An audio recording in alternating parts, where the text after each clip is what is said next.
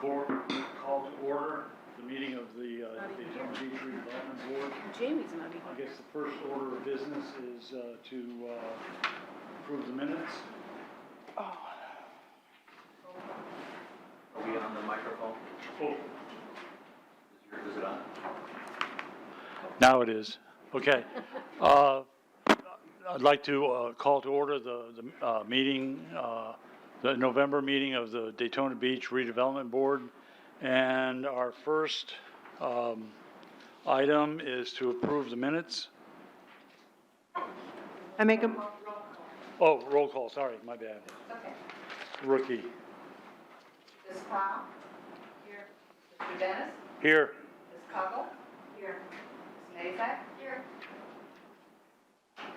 Dino P. Pascalakis?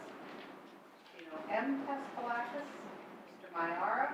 And Mr. Newton. I think they are. Okay.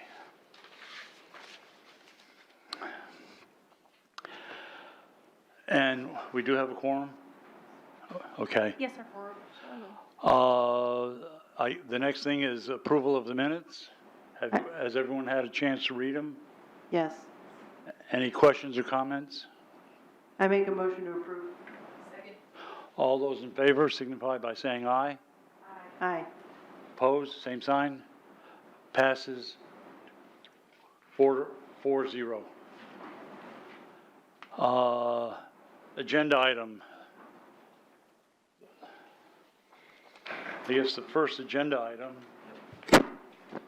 Want me to take it? Take it. Will run with it. Okay. And I don't have the clicker, so you'll help me out there, gentlemen. Okay. We have the, on item number 4, we have two discussion items. Review of bylaws and meeting procedures, which, Mr. Dennis, I believe you asked us to dig into that a little bit because of a situation that happened last month. And one of the results from what happened during the public comment section is the gentleman that's to my right is an officer that has been at many of our public meetings, and if he could, I'd like him to introduce himself, but he's here just to be a presence this evening because we don't usually have police officers at the redevelopment board meetings. Good evening, folks. Most of you know me. I'm Officer Jesmer. I'm the code liaison, and actually some of my duties are to attend some of the meetings once requested. I do the commission meeting, the magistrate, the code board, and now I'll be doing yours. So if you have any issues or questions, you can look at me or nod, and I'll help you out with whatever I can. Thank you. Thank you, Steve. The next thing was a question about what happens in an instance where there's a problem with people that are coming in and the conduct. And the City Commission does have the language. I attached it in the report for you as what is said at the beginning of the meeting. And certainly it would be something that the chair or staff could read at the beginning of the meeting and before we begin, and make sure that everyone understands what that conduct is. I didn't get that, it wasn't attached. I mean, I'm aware of the stuff you were talking about, but my agenda ended before. Oh, wait, there it is. Disorderly conduct is called. Oh, Yeah, it's a real I'm sorry. short. I went through and I did not get that page. Yeah, I apologize. it's not a lot there. It's in there. But that's what I would recommend, that kind of, would obviously be changed because it's not a city commission meeting, but I think the same language we could use that is applicable. This actually comes out of the city code, but there's no reason that we can't state what we expect at the beginning of a meeting, right? Correct. Would be the correct. And it falls talks about any committee, agency, or board thereof, so it Right. applies to that. In addition, one of the concerns that the chair expressed was he wasn't sure that he could cut the person off. But clearly, in section 2, under Article 5, The bylaws. chair of the bylaws, the chair may place time limits. So he has the authority to control the meeting and cut somebody off if they are repetitive or harassing or any of those kinds of. May I make? Yes, yes. I put a lot of thought into it, and I think, you know, I mean, the example from last week was was kind of was pretty low key. I mean, he may have gone into territory that was not the purview of this board.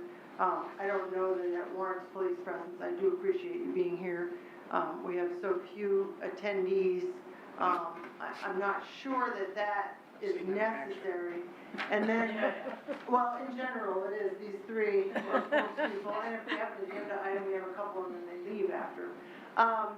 But I wrote something that I would, maybe pass that down. Aside from using exactly what the city commission says, I would prefer not to set time limits just because this is a more casual board. We do like to discuss things a little more. I wouldn't want someone to get up that has valid information or things that we want to hear about, and then the timer goes off and they're done. So I would prefer to kind of word it in a way that the chair has the option after 3 minutes. I mean, the chair can call someone up and maybe set 3 minutes, and then after that reserve the option to either ask a person to, you know, move along or sum up, or, I'm sorry, sir, I've decided that, you know, what you're talking about is out of line, however you phrase it. So I'll read this out loud, and then if you want to use it, or you want to discuss it, or totally throw it out, that's fine. My suggestion would be this. Public comment at the Beachside Redevelopment Board meeting is encouraged, and time will not be limited if the chair feels that the comment is productive as it relates to the purview of this board. After 3 minutes, the chair reserves the right to remind any speaker to wrap up their comments in order to move the meeting forward in a timely manner. If an individual uses foul language, exhibits disregard for the propriety of the meeting, or makes personal attacks against staff or any board member during public comment, the chair may close that comment by gavel at any time during that comment period. And that was, you know, just off the top of my head. So that's my. Anyone else have any comments? I'd like to add, Yeah, I'm just, is legally, that's my question. Well, you kind of run into an issue if the person, do we treat everyone equally? Right. And that's where you run into issues if you don't have a definite time frame. You know, I like what he's saying, so I'm going to let him go for 5 minutes. I don't like what they're saying, I'm only going to let them go for 3. So that's the issue of not having a definitive, either having a definitive time or no definitive time. And actually, that would be what I struggle with, is that it could appear to be arbitrary. And, Well, as long as everyone got 3 minutes, then, I mean, what if we have someone that's, like, in a commission meeting, sometimes they'll have a presentation, and these may be things that we're interested in and we'd like to hear more. Someone brings some actual, not a presentation of an agenda item like a mural or a project proposal, but another, say a citizen does some work and brings something forward that we want to hear about. Do we have to make that an agenda item for a future meeting in order to hear about it? That If would, that's the case, that then would be I understand probably that. the better route to go, is to make it an actual agenda item in order to fully discuss it. Now, let's say that there comes, one of the questions as an attorney, you go before appellate judges and you have a finite amount of time in which you can speak, and the judges are doing a lot of questioning. In those instances, it's, oh, well, the judges are taking up your time. But you all, as the body, could always say, well, we've taken up, you know, half of your time, we'll allow you to go further. So you could have some discretion that time if you are asking a lot of questions of the person versus them just presenting information. How about a question that goes along with this? If somebody comes up before the meeting and makes it known to the board that they may have something that takes a little longer, do we have the leeway to add it as an agenda item and with a time extension so that could be included that night rather than making somebody come back in a month or 2 months, depending on, if we knew ahead of time. I don't, we can't have people jumping up in the middle of a meeting like, oh, I want another 10 minutes. I'm kind of agreeing with Amy that I don't like the idea of a time limit, only because sometimes I get excited and I run out of time too. But it would seem like the Beachside Redevelopment Board has a distinct geographical purview, and if somebody wants to talk about something in this meeting that's about Midtown or, someplace else, then that topic is not part of this purview of this group. So I would like to suggest that the form include the topic and how it impacts the Beachside Redevelopment Board, and if the person gets off topic, then I would like to say that the chair or any member can say, that's not what you're talking about. Because I think free speech is just that. And time limits impose a barrier to good discussions. And sometimes we have a conversation. And I think conversations are a whole lot better than a monologue. And you can have clarity and all that, but if this form included a one-liner about what does this have to do with the Beachside redevelopment area. Now, there'll be some things that, I don't know, let's say vegetation, that is the whole city. So that's part of the purview of this board. But I think we limit it more to the topic and not to time. And that's my personal, because we're just presented with certain projects within our geographical purview, correct? I think you can close off. Yeah, and I see it differently. And to me, you said it's a democratic process. It's a public meeting. And public meetings don't stipulate that they have to be certain topics. And so you can't state that it's a public meeting and then restrict what people have to say unless it isn't proper or, is in the, to me, if somebody wants to come and talk about another part of town, can I do anything about it? No, but it's not any different than going to the commission and talking about something they have, like with the county. They don't have control.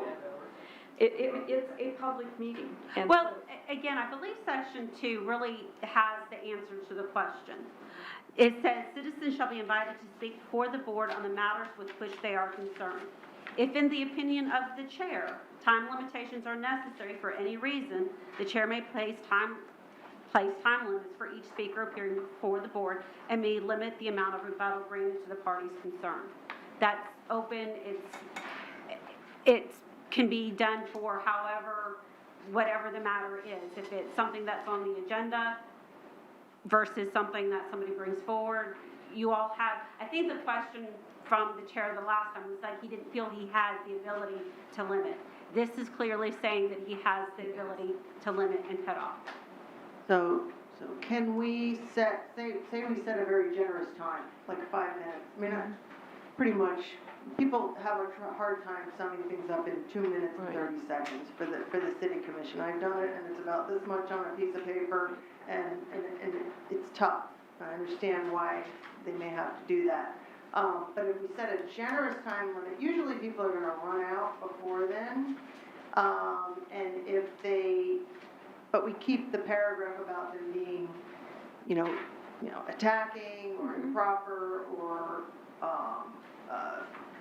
making it personal, say, write something about that, and then you have the power of the gavel, because I've often thought, at times, that it'd be nice if, and he's done it a couple times, if the mayor would just say, you're out of order, and then, if that person decides to sue the city because at that moment he was told he was out of order, I guess it could happen, but it seems like it would be an extreme, that person would have to have some pretty serious complaints, and he'd have to prove that, whatever. I don't know how that works, but are we really in fear of legal action for someone that we said, kind of keep it, let's not get personal here, folks, keep it on topic with something that this board can handle, and let's, keep it to a couple minutes because we're volunteers and we'd like to get home to our families, that kind of thing. And on the off case, somebody's gonna go nuts. I just can't imagine it happening. I'd like to keep it more open. What are we doing? So maybe we try 5 minutes, but we're gonna basically have a whole new board appointed soon.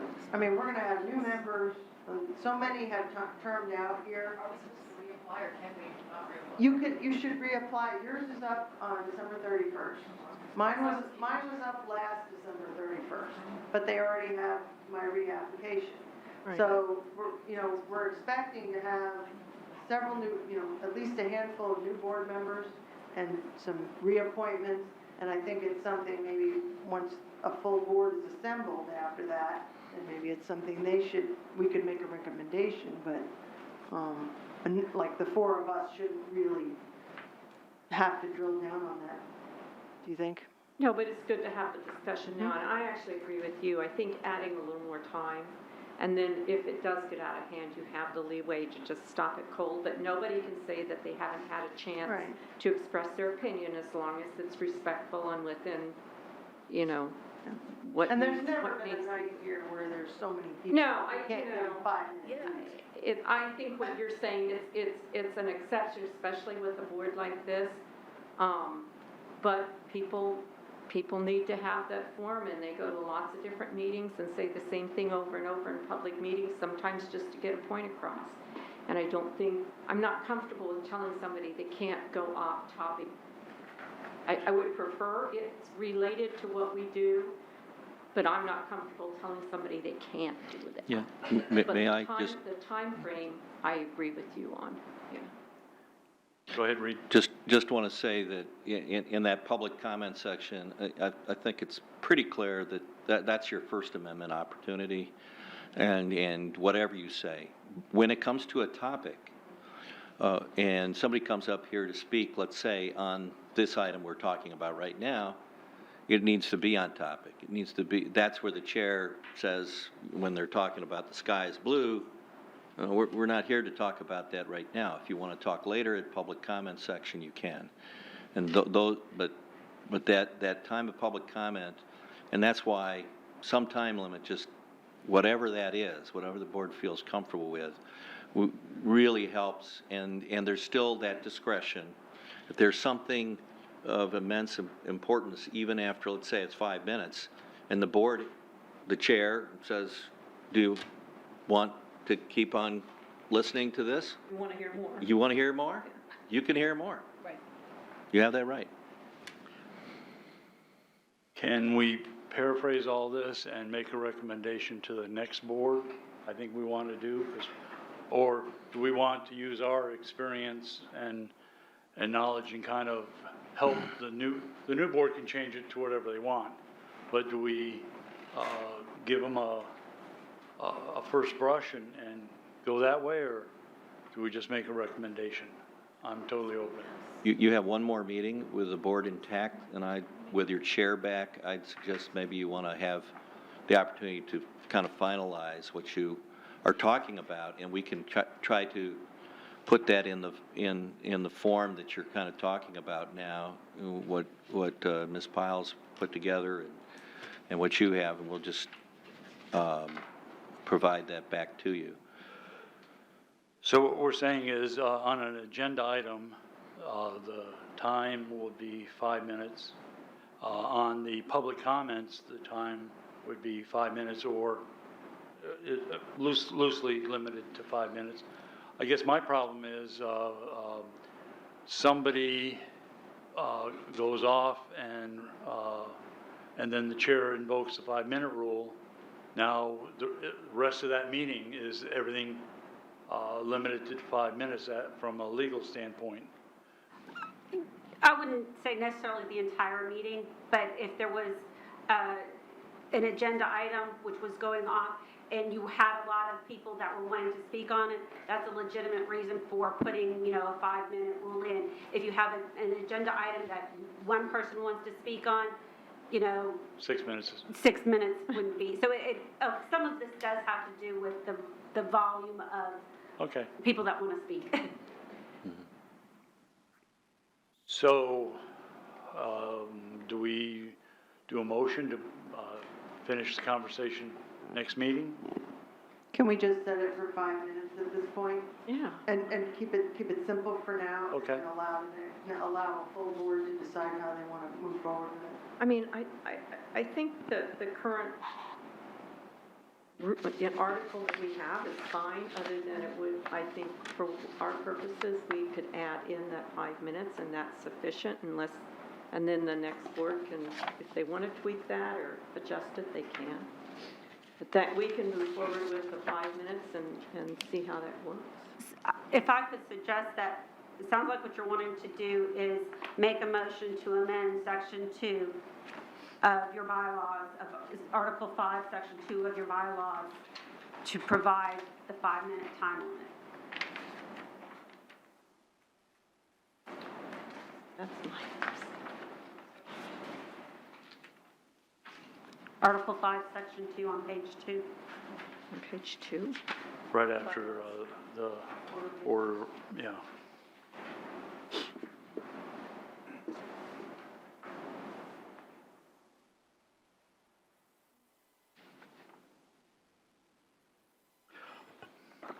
And that way, no matter how egregious it is, it has an end. Okay. Crazy.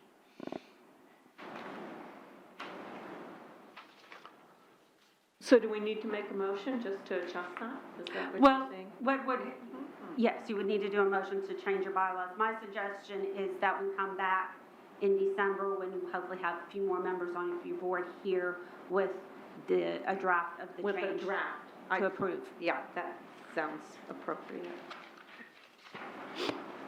So I move we wait. Well, I mean, can we just move that we direct staff to provide a draft? Is that how that works? And we all agree to it, and then you'll just present that to us. So I guess if we have to move, so moved. Do we have to vote on that? Or is it Yes. just, I make a motion that we ask staff to put together a paragraph based on our discussion and bring it back to the next meeting. I second that. All those in favor? Aye. All those opposed? Passes 4-0. Okay, Just one other comment. We have the other part in here about what should be said for the beginning of the meeting. Do you want to still keep something in there? I think Ms. Pyle put together, just about the conduct. I think that should be a SOP for if it is for the commission meeting, it should be a SOP for our meeting. It takes 2 minutes, but I think it takes care of some legal possibilities. So let's include that as part of our meetings. Okay, you okay with that? That second part. I don't think we need Right, a but motion for the, Yeah, so just put what that we're going on to the read, agenda. well, Number 1, She reading of the provided. Yeah. rule. You mean just put it as a disclaimer, almost like at the top of the agenda? Then when people Well, you pick know up how- the agenda, it's there. Letitia always reads it at the beginning of every meeting. Yeah, right. yeah. So one of us So- read it. In between the call, like, we would also, it sounds like, amend the order of business to add between the call of order and the roll call, The the reading of, decorum. yeah. Okay. Okay.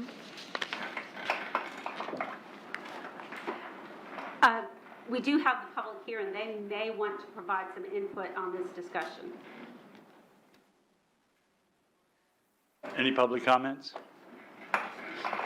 Yes, identify yourself, Ann. Ann Ruby, 137 Park Avenue. I'll fill out a green form. I think that reading, the disclaimer that Letitia reads, I think is great. And I think reading that at the beginning of the meeting would be perfectly fine and wonderful. I think 5 minutes is kind of too long. If you can't get to your point in 3 minutes, then you may never get there. And I think if you are presenting something that is of such incredible interest to the board, that then the board can look at each other and go, or the chair could say, is this something we want to hear more about, and extend it. But I think 5 minutes, right now there's 3 of us. But if this room were filled with 80 people, because it was a hot topic, then all of a sudden your rules say 5 minutes because you've written in 5 minutes, but now you want to go, yeah, we're going to limit it to 2 minutes this time. People might be a little touchy about that. So I'd be a little careful about being overly generous with time. If you can't get there in 3 minutes, you may never get there.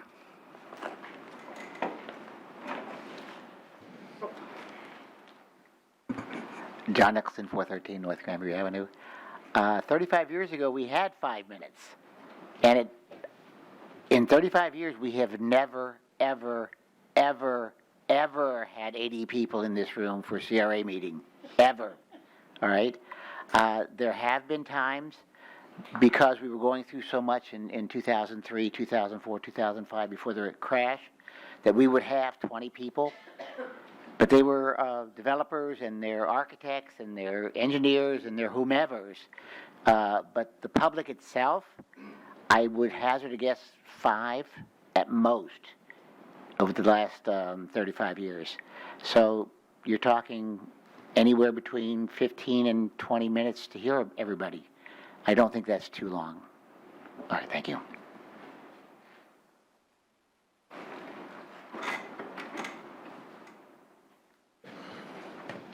So we put her off till next week, and staff is going to make some suggestions. And I think we said 5 minutes. I know we've had comments about others, but we passed it, so let's keep it at 5 minutes and move on. Max of, not minimum of. Mm-hmm. Okay, read the next item. Okay. The next item is going to be on, let me just back up a little bit. The Land Development Code, this is the boardwalk. You'd asked Right. for a discussion about the provision in there that is in the section with the RDB1 zoning district, the mixed-use development. So this is along the ocean front, around the pier, north and south, some hotels you see there now, and some of the land that has not been developed yet. And the question is, we have boardwalk in some of that area. You have a comprehensive plan that encourages additional boardwalk along there. A lot of discussion has been provided in the past to take it all the way down to International Speedway Boulevard, north to some point. Right now, I think Proto Group and the towers that they have under construction there, where Oak Ridge is, that is a place where it was discussed to have maybe an extension of the boardwalk. That to the north did not happen, so it right now is stopped at Aura Street right now. So you go down the dead end there. There it is. That's the northern end of your boardwalk. The southern end, ideally, if you could get the extension from where it is today over at Breakers Park and the pier and move it to the south, that was the whole discussion with the Vista. This board was a party to saying let's do this if we can, the developer, through the plan development discussions, understood that was going to be an important part of the public benefit for what they were trying to achieve on a very small parcel.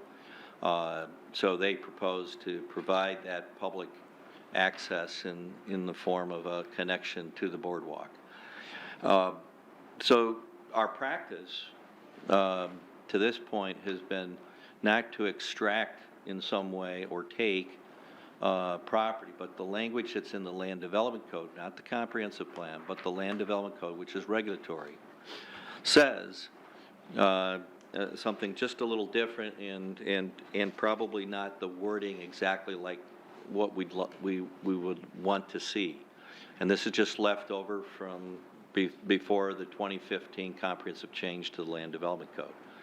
And there it says a couple things that were a bit concerning to us. So what I was going to suggest is that, as we have before, it just never got done, is to modify the section of the code and make sure that it changes so that we can have the taking portion of it removed, because it sounds like that. And I don't know, maybe I should read that particular language that's in there, because it's, I think it's number 8, the last item under the mixed-use development in RDB1, and it says, the development shall, this is a mixed-use development, if you come to the city and want to do something in that area, that typically is like a hotel development. Development shall construct a 20-foot wide boardwalk along ocean frontage to city specifications and convey the boardwalk to the city upon completion of connecting boardwalk segments on adjoining properties. And so it really is saying you shall construct this to our specification and convey the boardwalk to the city. And that's saying you're giving it to us, whether you like it or not. That's where we're saying that's one thing that should not have a shall in it. Be an encourage. You're encouraged to do this, but we can't say you must or shall. Would that be correct? Okay. So it's a simple change in the language. I think it should still be there. Because the intent in the comprehensive plan and here is to encourage that we have a walkway in front, however it might be accomplished, to have something like that. That's really a design standard for that area, is to have public access and frontage. And that if you're asking for a planned development, the city has the right to say what we'd like to see the public benefit. And up to this point, we think the public benefit should be that entitlement for the public to be able to walk along the ocean side of the developments. So I leave it at that. Take your comments. Comments? I'll comment. The problem is you can hopscotch around. You've got some empty land between the Roomba and the one to the south. They could build it in where the little parking lot on Harvey and Ocean Avenue, they don't want to give up the 20 feet, so it's either in there or it's not. And I think you run the risk of hopscotching. Somebody wants to look good to the city and he shall build it, but then he doesn't have to give it up until the adjoining property does. And, I just think it's restrictive and it thwarts development. Because when the attorney reads that, we got to give them 20 feet. Right. And I think the county has dropped the idea of the boardwalk, I think the city should too. And that's, again, my opinion. And I was going to say, I feel the opposite, because I feel like if you don't hang on to the vision, once it's gone, it's gone. And I feel that cities that have thrived developmentally with beaches have very thriving boardwalks. And I feel that we're wrong that we haven't already extended the boardwalk to ISB. It probably should go all the way from Seabreeze to, what is it? Silver Beach? Silver Beach. I get it, that it seems restrictive to people that are investing, but to me, as an investor, that's just part of what I take on, and part of it is I think that the boardwalk will enhance any business that goes in. I think it will improve traffic. It will also, it's a strong marketing tool for economic development. And if you start saying that people can't do it, then again, you do get hopscotching, and you're going to get some compliant, and once you stop doing it, you'll never be able to put it back again. Or you're going to have to put up so much money to end up buying things back down the road that you won't get what the initial intention was. And I don't know, I just see it, I look at communities that have thriving boardwalks and beachfronts, and we need to do more with what we have now before it's too late. So. I do have a comment. What do you do about Ocean Deck? Yeah. Mayan, which is now going to be Comfortin, is it? Comfortin, the inn at Daytona, which is just south of ISB, the one that, whatever that is, Daytona something or other that's just north of it. There are already properties in place that will be in the way of this boardwalk. So let's just take ourselves out of that box for a moment, because I like what you're saying about, I do like what you're saying about removing those restrictions.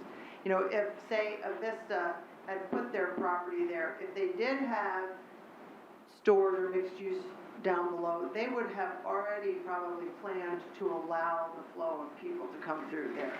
But if they wanted to have a private deck with a pool that's right on the beach for their customers, what about pulling, you know, the boardwalk comes down to Breakers Point, what about pulling it up along Ocean Avenue, which is right now kind of a dead street. I know they need it for, you know, Ocean Deck, and you gotta bring your trucks in for deliveries to whoever, whatever, but if it was a paved walkway that occasionally, you know, deliveries were allowed to come in and out, or maybe there was some access for handicapped people to drive in, I don't know how it would work, but if it was mainly a pedestrian thoroughfare with cute little shops. I think of a place that I went called Cape May, New Jersey. Oh, yeah.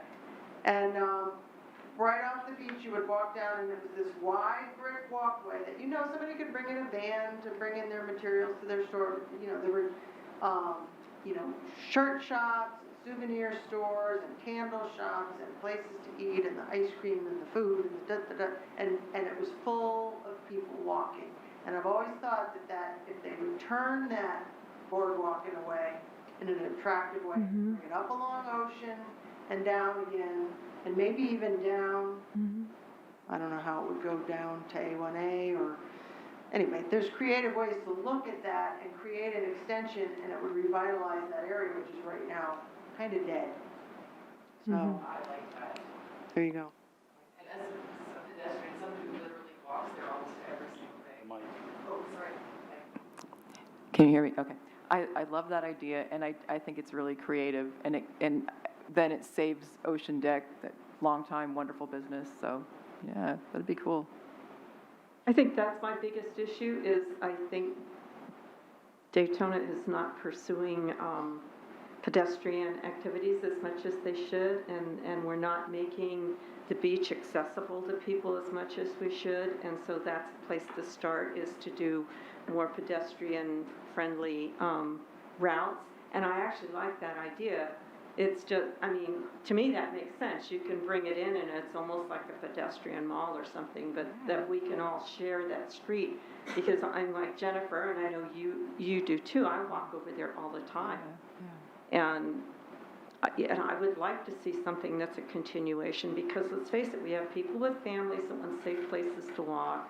We have older people that need flat surfaces, that can't walk on sand. Right. And this is the kind of thing that we need to be pursuing as a city to make our beach really viable for a lot of people. So I agree with you that there's some way to come up with a plan that we keep the idea of a pedestrian walkway in there, but it might not necessarily be right at that dune line. It's too bad it's not up to us. I know. But good ideas we can make routinely statements. take wing. But Good ideas take wing. the idea of this discussion is to make a recommendation to the city council to change the LDC and give it our opinion. So, is that what we want to do with this, is give the council our opinion and suggest that, the pedestrian way along the Atlantic Beach, take a route, to Ocean Avenue? Or that they need to pursue alternative planning to continue to improve pedestrian access. And if that means coming up with alternatives that come off on Ocean Avenue or so, I think there's a way to word that we're strongly advocating that they do some kind of a walkway that extends access to beachside activities, north and south. But there needs to be more flexibility in what that looks like. Yeah, I'd like to make one comment, though. Our beach is the most walkable beach in the world. Oh, yeah, I'm walking on it all the time. You know, Me too. I can ride my bike, if I had the leg power I did as a kid, I'd ride my the little narrow tire 10-speed, because the beach can hold it, but I gotta go fast over the soft sand. But, personally, I don't think we need a pedestrian way along the dune line when we have a pedestrian way along the wet sand line. So I guess what we should be doing is directing staff to create a proposal that we can bring back for, like we're doing with the first one, I think. to encourage pedestrian walkability, I don't know, Seabreeze to Silver Beach, or at least Seabreeze to Well, Ocean Avenue. Hold on, because on Seabreeze, you've got the plaza. Right. And then you've got the Hilton, and, those are already kind of eaten up. But what I'm looking at is that dead zone, and, sorry, Ocean Deck, but you've got Ocean Deck, 7-Eleven, the Vomitron, Starbucks, yeah. Who else is in there that's a real viable place that I would actually go visit? There's lots of empties there right now. So it's a prime time to rearrange that area and kind of make a plan to when somebody comes in and looks at this particular property that may right now be a non-compliant temporary parking lot, like the one along the Kemp Street, access. It's just people park on gravel there because it's always been there. But it's a viable piece of property that could have a gelato store and all the good stuff could be on that property, but nobody wants to do anything but parking with it. But if you incorporated those and came up with a plan for the area, say, between the Hilton, which I guess would be auditorium, down to ISB, or just prior to ISB, maybe 5th, where Ocean Avenue dumps out right Goes at back. Right. about at 5th. And so between that area, kind of, do some moving around, make some square things and move them around and say what could go here and what could go there, and do that planning thing you do, Reed. I know you've got some ideas there in your head that you No, would love to see we happen. share a lot of common ideas of what you're talking about in terms of the north-south movement, pedestrian friendly. Not to mention Grandview on the other side, but parallels to A1A, which is not very pedestrian-friendly, and to provide those abilities for people to get north and south without a car. And so I'm with you on that. Carrying that message forth, and then I think what I'm hearing are two things.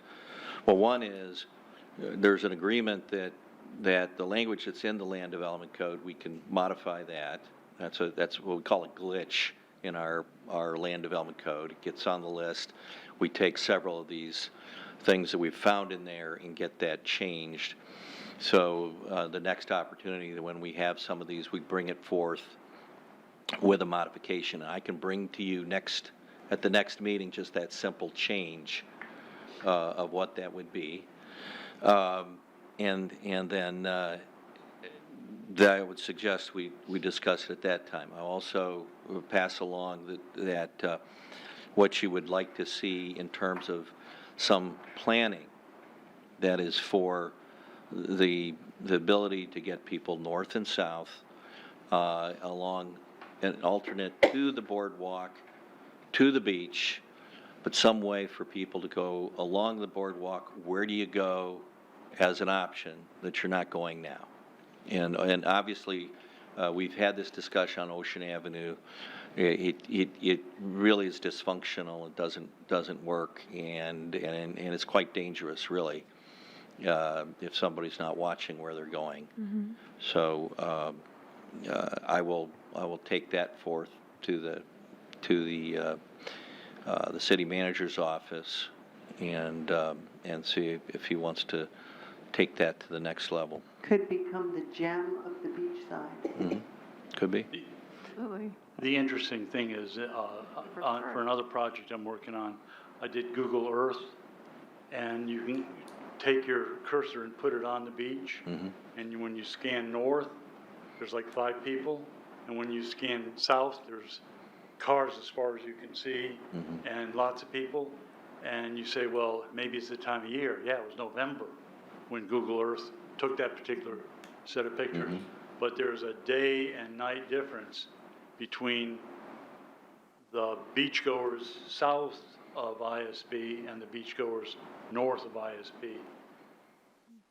So your plan needs to kind of lure folks from the south of ISB northward. Okay. All right. I'm going to put together something so we can carry it back, and in our December meeting, I will bring back responses to what we can do with that suggestion. Okay? Yeah, I guess we have public comment.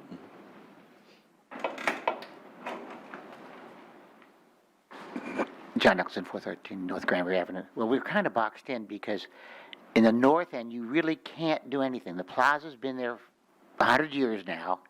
The Russians are already done. I mean, they're not going to redo what they've put into it. You know, it's a $200 million project. To ask them to redo it is, you know, you've got the Regency.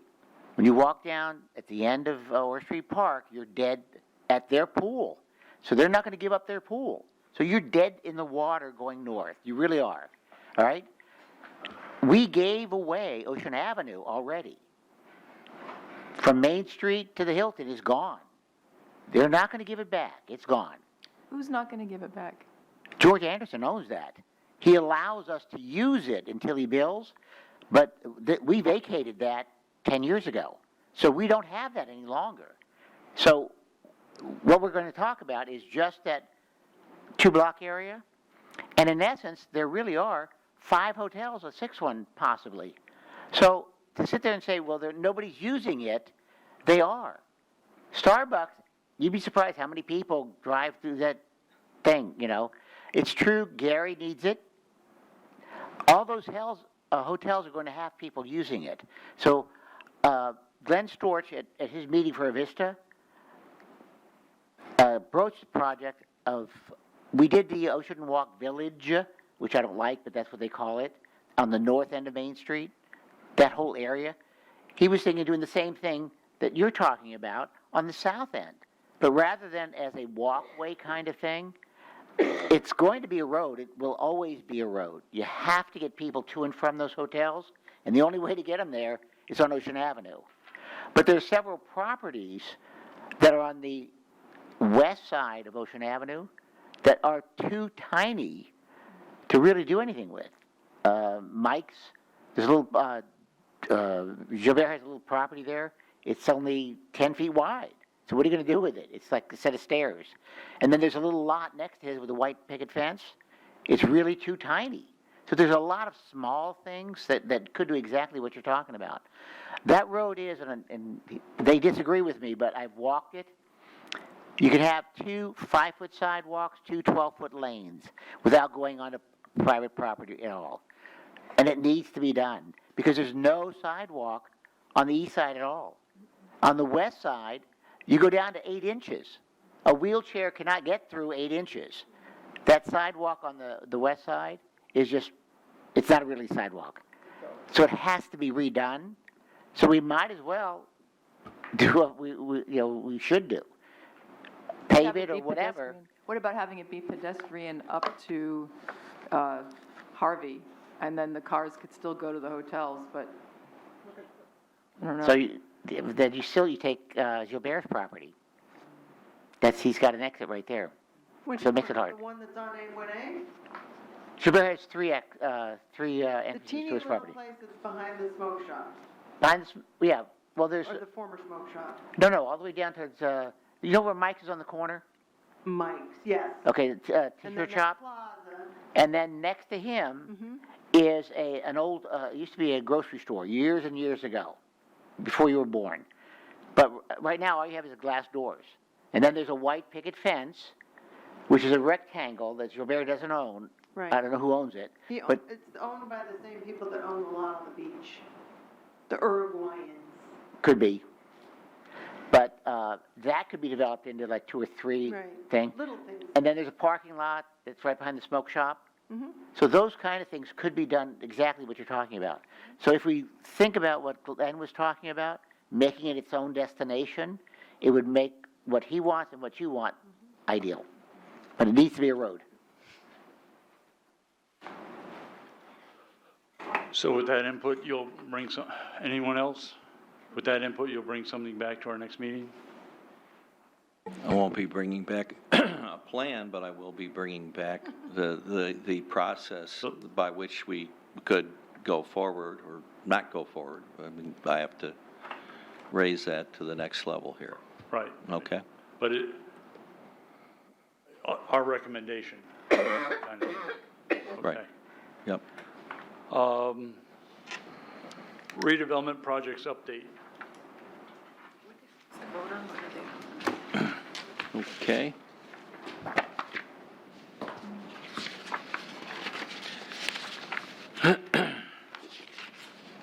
I had 2 items, and one was, some information was handed out at the last meeting on temporary parking by Ms. Pyle, and was going to wait to actually bring that forth, put it in your packet for the December meeting, if that's all right with you. We'll provide that, and we'll also provide some of the background information about what the city has in there on the temporary parking. I think there might even be some code enforcement information that's even mapped. May I, for just a moment? I spoke to Captain Lee about it, and I gave him this information and asked his opinion about how would code enforcement work with that. They like these ideas, and I had asked him to come, but he's out of town this month anyway. So he agreed that if next month we have this discussion, he'd like to be here, and we can get his input on it. And I know you all have a copy of this, but one of the things that he mentioned specifically, he said that, you know, I talked about a sliding scale for fees, like if you have this big of a parking lot versus this big of a parking lot, you know, you pay a lot more for your permit fees. And he said there are legal rules about the fees for permits have to be commensurate with how much it costs to administer those permits. So in other words, you have to show what it takes, what it costs the city, and if I'm getting this wrong, you know, let me know, but he said you can't just say, all right, well, if you have 1,000 spots, you're gonna have to pay $2,000 for this property for a permit. It has to be proven, and he says there's ways to work in that, you know, so he was hopeful that maybe our legal department could also look at it and see what could be done on that particular item, but I think the rest of it kind of is still good, in my opinion. So he's gonna come December, and, that's it. Thank you. If there's no other discussion on that, I'd go to the holiday decorations. And just mention that we do have Main Street with some of the decorations. There's actually going to be some additional lighting work that's going to go up. The Main Street Merchants Association is going to provide some lighting around the trees, a tree wrap. So we're finally, it's been asked a long time to be doing this, and we finally are putting the lights around the trees down on Beach Street, so that's already done. And then I think we're close to getting the lights wrapped around the palm trees all along Main Street. They don't go east of A1A. We are putting garlands and bows out there. That's already up. And so when you go out there, you'll see that we've done that, and we put the lit version of those garlands, kind of like we had last year on Main Street, towards the ocean. Because we've already have the lit up palm trees planned for this year, we are not spending all that additional money for the lighting on the standard poles. In fact, we don't have the power in those poles to both light the palm trees and the standard poles. There's not enough power sources to accomplish that. So that's what you should see by next week, everything done. So So- beyond that, do you have a time frame for when they're repainting the planters? I think they're doing it right now. Oh, I think they're out there painting right now. Color half of it, Yeah, thank you, John. coral. It's a I know. coral, some are saying really pink, but it's coral, Yeah, right? more orange than pink. well, thank you for that. Okay. And it really brightens the street up. Yeah, it will really be an does. improvement, for sure. Yeah, that'll show great. Next, I guess, is public comments. We've got one.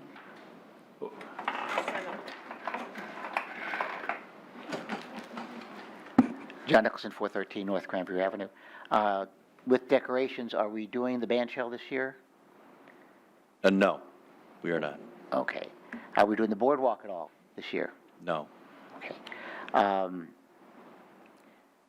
Landscape is a big issue to me on A1A. Our tourists walk it. It's an appearance thing. It really is. And why we don't pay attention to it, I have no idea. Why we allow that the sidewalk to have weeds growing up in the sidewalk, trash on the sidewalk. It's just, wherever the tourists go should be premier. That's one of the things that made Disney so fantastically successful, is the old carnivals were dirty, the people were not the best, you know?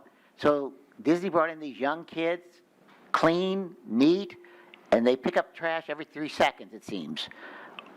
I'd like us to get to that point where we pretend that we're a tourist destination and that we make money off our tourism.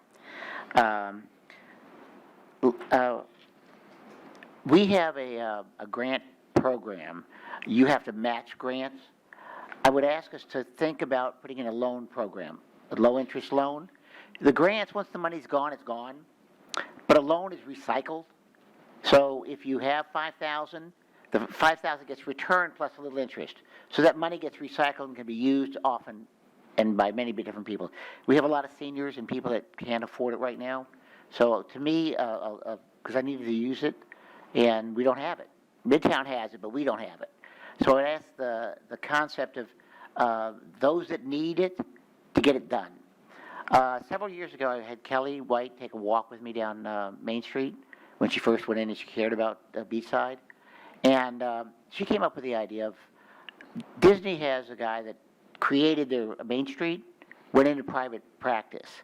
And she said, well, we should have him come over, walk down Main Street and see, here's a building, if it had just this or just that, and create an entire Main Street at one time. Rather than ask, would you please kind of sort of maybe help do your facade? This way, if we pay for it, we're going to give them $5,000 anyway, matching grants. So if we could sit there and say, if we pay for it, and you put an awning, or you put a facade, or you do this, if it kind of puts a comprehensive unity, I think we ought to think about the idea of doing the whole 9 yards at the same time, and have somebody who knows what they're talking about do it rather than you and I. They know what's creative and what would unify it. I think Kelly's idea was great. I wish we'd look at it. Thank you.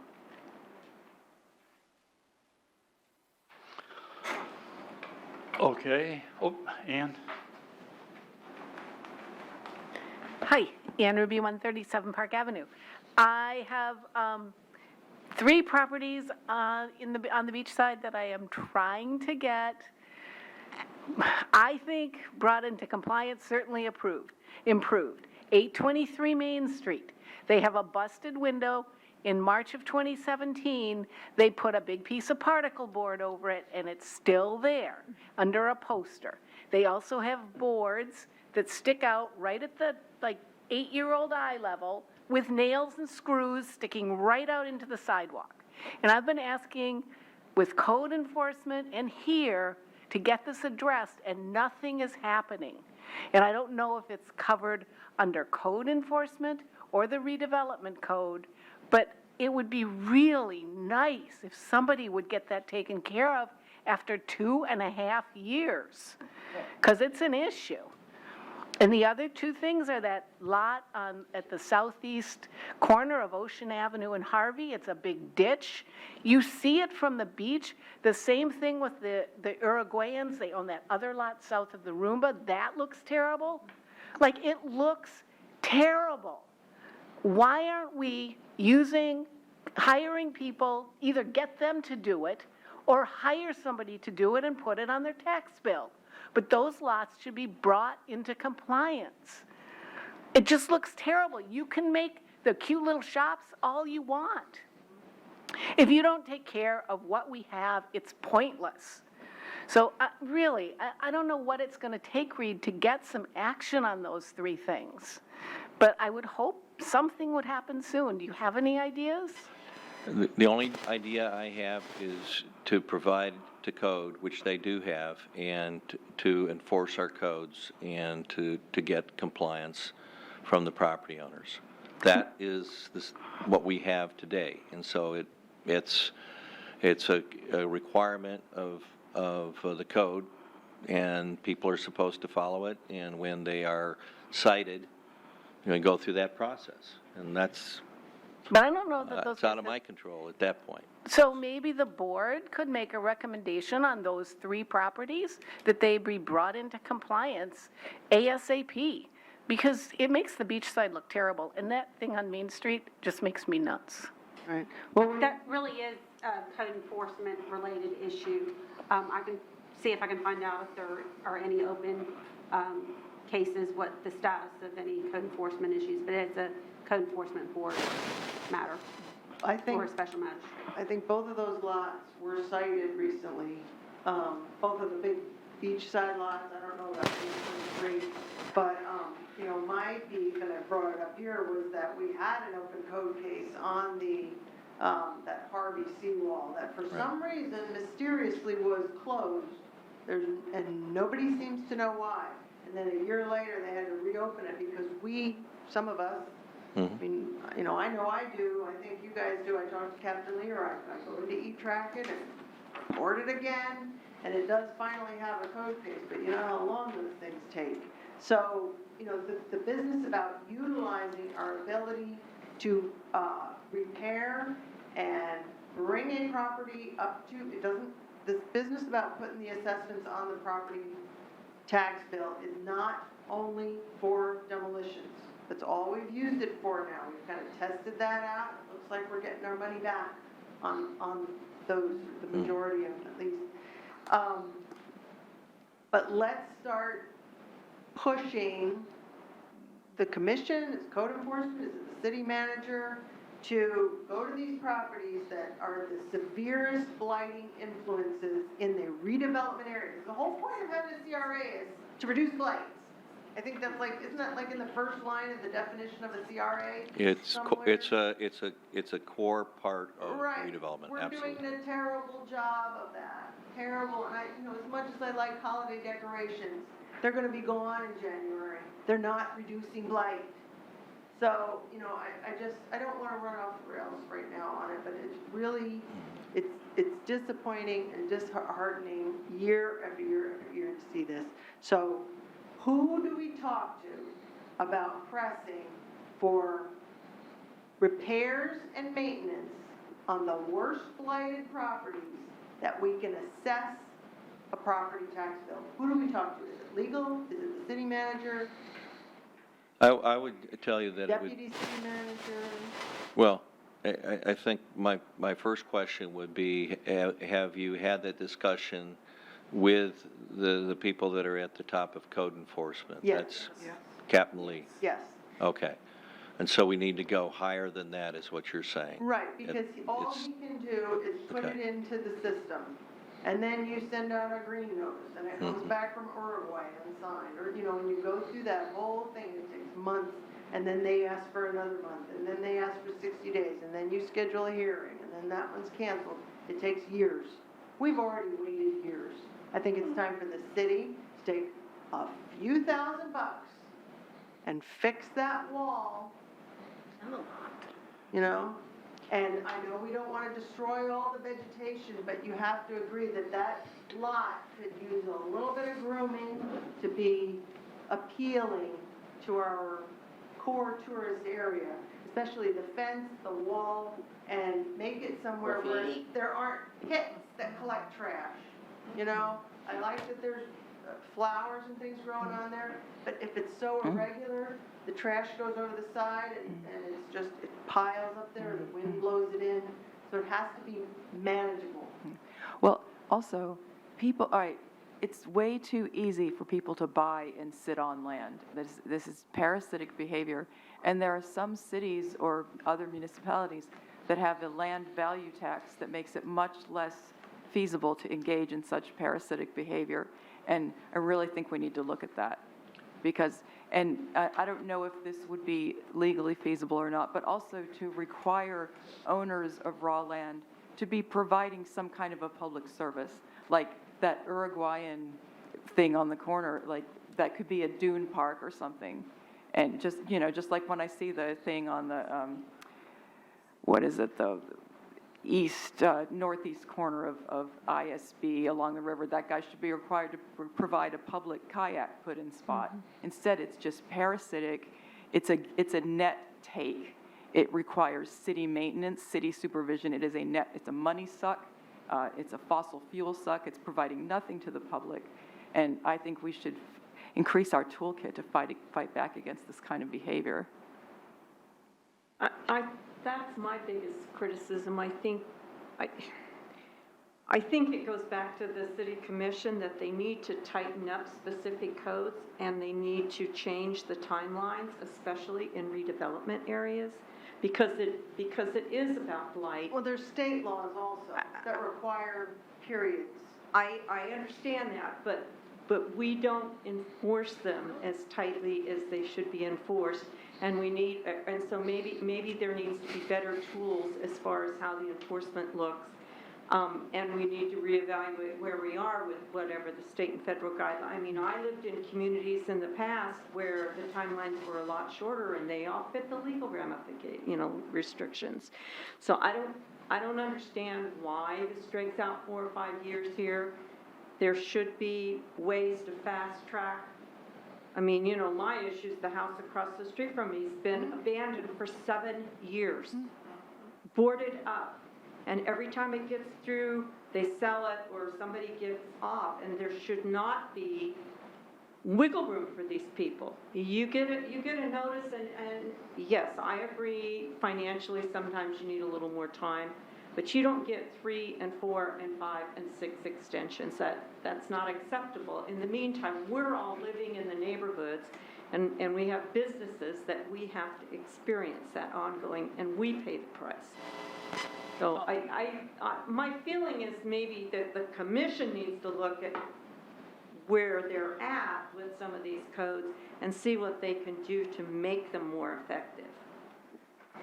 So back to the question about who do we direct our request to about if this board was to ask for that property at Harvey be cleaned up by the city and the wall repaired properly by the city. Let's talk about the wall repair for a second, because one of the things that happened when it first came up was, oh, you need a permit and all that for the seawall, and that takes the Army Corps, you know, it takes the world. But a bulldozer puts it back into a dune, there's no seawall.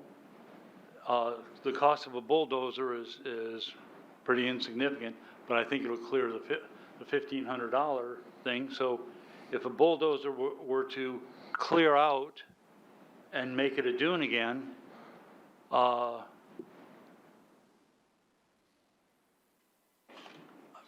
why, John? What happens is, once you take that, wall out, they have to go zero, Mi- line back again. Can you come to the microphone? Yeah, Thank you. Thanks, John. It's one of those things, John Nicholson, 413 North Grand Avenue. It's one of those things like if you had cement on your property and you take away the cement, you're screwed, because then you can't put down the same amount of cement a second time. So if you take that seawall out, they have to go from as if there had never been a seawall there before. No, because you want a seawall, and you don't want them to take 10 years to put a seawall and development back. If it was a pretty dune park, who cares? Who cares? And living We- shorelines are starting to prove more effective than seawalls in many cases. Yeah, but it's too late for that area. The seawall goes for miles at that section. So all you're going to do is create a problem and a loss of revenue. We already have a lot of loss of revenue on the Beachside. The county has purchased so much property for parking. We lose, what, $12 million a year from potential taxes? $12 million may not sound like a lot to you guys. Yeah, it does. But $12 million, you could do an awful lot of maintenance and repair and all kinds of stuff in the CRA area with $12 million. There's a person of interest that's looking at creating artificial reefs that will prevent erosion, like what happens at Flagler. Neat. Okay, living rock is what I've heard it called. Right. But it's a way that electrolysis takes the calcium out of the seawater and basically builds a skeleton and a reef. And so erosion, the seawalls no longer are needed for erosion protection, from what I understand. So there's lots of things that can be done, but here, this is what we're doing, you know, Sitting sitting on on our hands, waiting for something to happen, and nothing happens. Well, my comment is totally about the image of Daytona Beach that we present in our core tourist area. And I, for one, I mean, I consider myself a renovator, a builder, maybe not on something as huge as that seawall, but I think if my retaining wall in front of my house were falling down into the street, I would find a way to fix it. And I would, as a responsible property owner, I would fix it, and it would look great. And that's what I want to see there. So I'm not going to be happy until that property has a decent wall. And then there are other properties owned by the same company. They have sort of different names, but it's the same people, I promise you. Down south of the Roomba, same situation. Maybe not such a broken wall, but total disregard for the citizens of the city of Daytona Beach, and it's disgusting. And I think it's time we charge them and fix it. So who do we talk to? Please, let him answer. The city manager. From a legal standpoint, just a second, let me finish the question. You have a PD that's linked to the property. Why can't some of these code things be linked to the address so that I sell it to my brother-in-law and he ducks out of it and he sells it to, it goes around in a circle. Why can it be a fine against the address and not the owner? A process, address, It is against, I think it it is, is. code enforcement is against, the issue that you have with code enforcement, and I'm basing this on past experience, not necessarily here, because I've only been here for almost 6 months now, but the problem with the code enforcement is you just build up liens. And you just build up liens, which puts a cloud on the property. Because then you have these, multi-$1,000 liens, so then nobody wants to come in and buy the property. So it's a balancing act of how much you do, because it is private property when it comes down to it. And the Constitution is pretty clear that if we take anything, we have to pay for what we're taking. And so it's a balance. As far as like if it's a health or safety matter, then the city has more leeway about what they can do, but it really has to rise to a level of health and safety to have really strong ability to go in. But without doing a lot of research on exactly what our limits are, that would be what I would have to do, is some constitutional law research on how much we can go in and take, how much we can do. But comes down to it is private property. Well, I bet if it was happening in Palm Beach, they wouldn't care if it was health and safety, they'd go in and fix it. I mean, it's a matter of upping our standards and maybe taking a chance that, if we were to spend $10,000 on that property and assess it to the property tax bill, that guy that's been sitting on that property forever, maybe he dumps it. Maybe he says, you know what, it's not worth keeping because they're gonna make me maintain it. Right. And he sells it to someone who will actually do something with it, because right now, it's just what you said, it's buy and hold, and I think it's becoming more and more obvious to the citizens of this city that that's ruining our beachside. And I think the city manager needs to really take a hard look at it. If he hasn't been down there recently, drive him down there, Reed, and have him look at it and say, would you like this in your neighborhood, sir? And then we're going to do board comments because we all have to get home Right. before midnight. The same goes for the lot that the city owns. That lot on the north side of Harvey looks terrible too.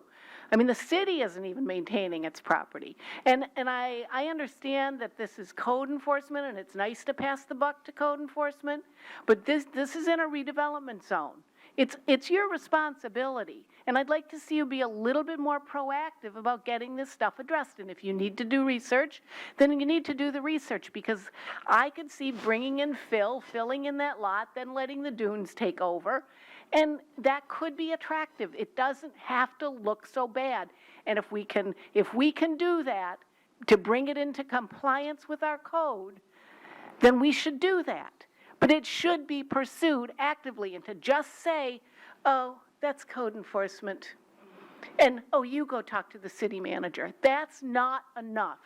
This is in a redevelopment zone, and it needs to be dealt with in a proactive, forthright manner by the redevelopment department, because it makes the redevelopment area look terrible, and it includes the lot that the city owns. That lot is atrocious. And now I'm done. Thank you for listening. Okay, board comments. Let's go, around. Always starts with me. I've pretty much said everything I need to say. Thank you, everybody. Thank you for your volunteerism, and thank you, staff, for being here late, and Steve, and everybody. I would say that there are many kinds of tourism and many kinds of tourists. Not all tourists want to go someplace that looks sanitized and uniform. it's possible to have a street or a town look clean and well-maintained without one guy being hired to impose a design standard on a whole street. There's other ways. If non-uniformity were a deterrent, the entire borough of Manhattan would not attract tourists, nor would New Orleans or Rome or many other places. So we can have some vibrancy. We don't have to squash creativity. It doesn't have to be totally uniform. This Strong Towns organization that I've been communicating a lot with the city about, they have a lot of good ideas. And they talk a lot about, for example, the power of small ownership as opposed to assembling large parcels, the power of small ownership. It encourages a more resilient approach, more resilient socially and economically. So that's a set of ideas. As far as the city parking lot north of Harvey, I like how it looks. I like how there's natural dune vegetation and all. I don't know what looks atrocious there. Yeah, it's just all ruddy and. Ruddy. Looks, Like the parking lot itself. yeah, it looks like a parking lot. Is that what you want to see from the beach, is a parking lot? I guess to me it looks like the parking lot next to the beach in Massachusetts where we go. Like there would be this sandy place and a bunch of dune vegetation, and then you walk with your picnic basket to the beach. It looks like a beach parking lot to me. Not that there couldn't be something neater, way cooler there. Well, there's no way to walk from that parking lot down to the beach, though. It's a parking lot to go. But there's a trail. It's a trail that goes down to the beach. No. No, Not really. unless you want to crawl over the rocks. Okay. Boulders. Oh, okay, because when I walk down there, I see kind of a trail that wends among the rocks, but I don't really walk it, so I'll have to try it out next time. But, And be very careful. so yeah, all right, so let's say there's room for improvement, like make it more parky, sort of. Fix the fence. Fix the fence, yeah, or get rid of the fence. Why does there need to be a fence? Really, there's a whole bunch of rocks, high rocks on the edge. It's not like a car is gonna drive up over those boulders.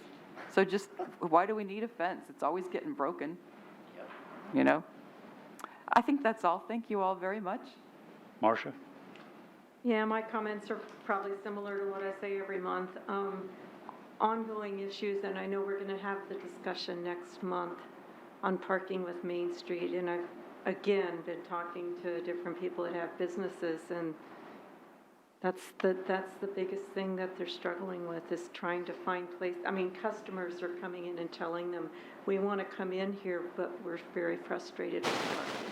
So I'm glad to hear that we're going to have maybe some more discussion next time on that. And I know Jennifer will agree, I'm all about improving the bike and walkability of the Beachside. So we have the Sweetheart Trail over along Beach Street, and this is an extended trail. I see with some of the discussion we've had tonight where, we need to be thinking that we can extend things like that because it makes communities more livable and more desirable for a lot of people.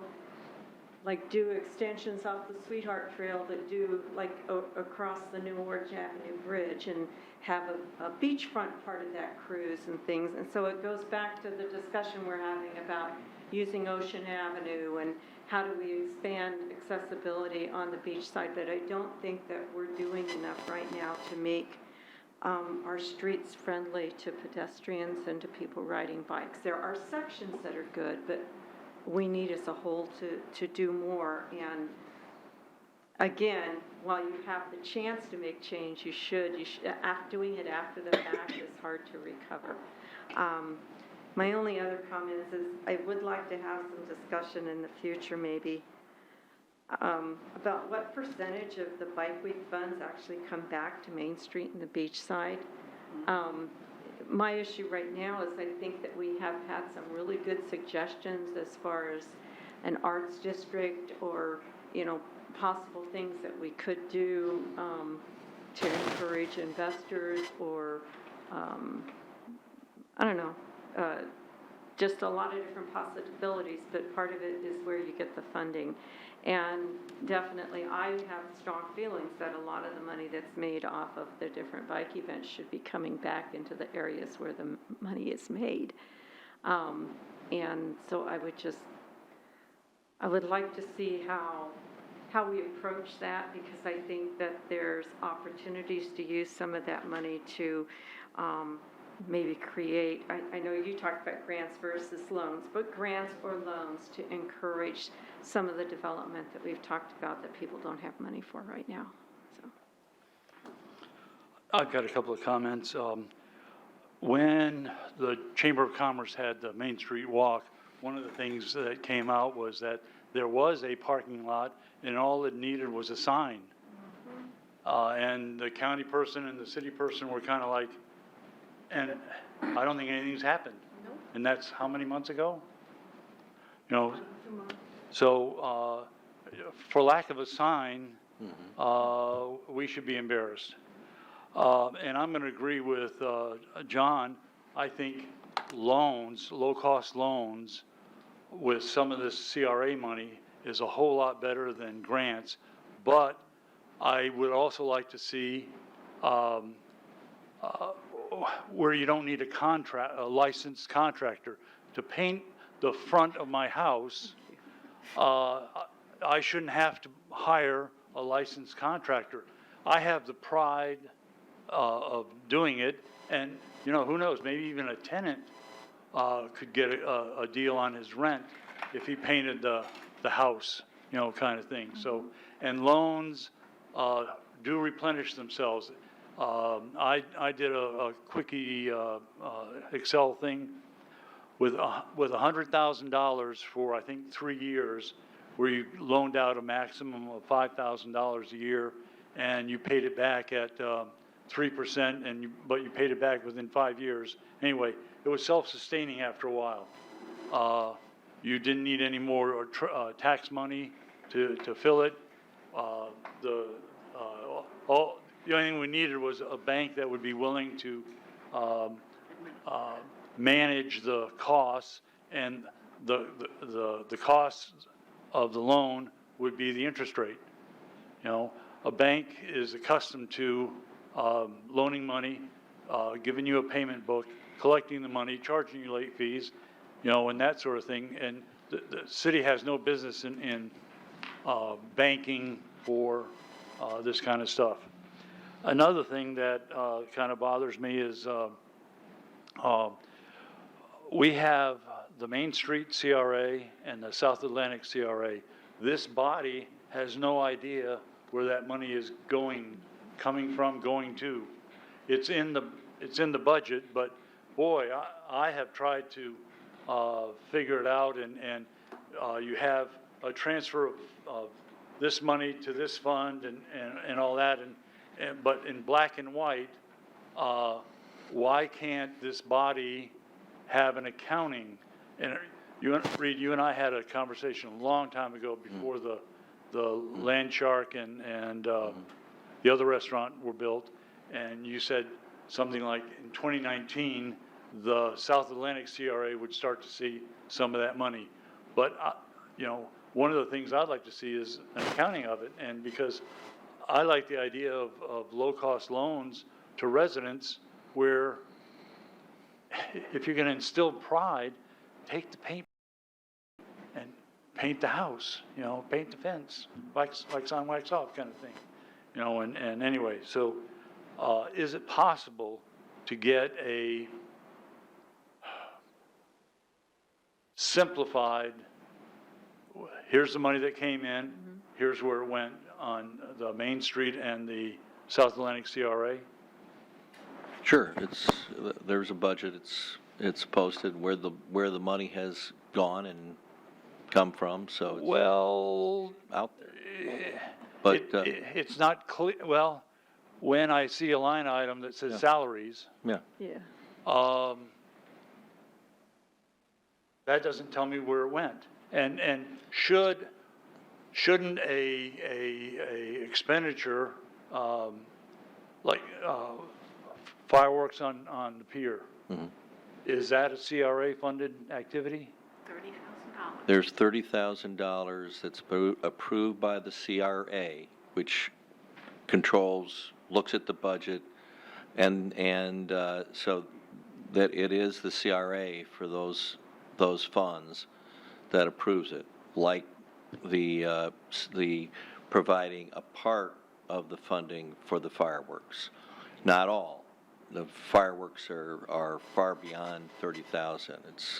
They have to raise a lot of money, and it's a not-for-profit that's doing that, the Friends of the Band Shell.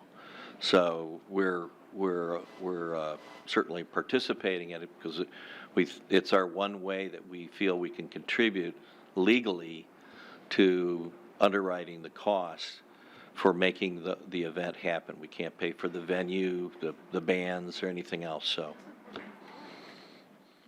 But how do we get an accounting of, here's the money that came in, here's the money that went out, and not just salaries or some, whose salary?